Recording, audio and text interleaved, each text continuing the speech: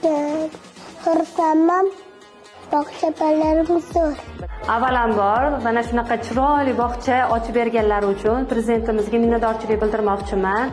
Yangi joy ochilyapti deb aytishdi, lekin bu darajada sharoitlar bo'ladi deb kutmagan edik. Mani bolam 2 yildan oshdi bu bog'chaga kelayotganiga. Kelganida yaxshi yura olmasdi, ovqatlarni yaxshi yemasdi, ishtahalari yo'q edi.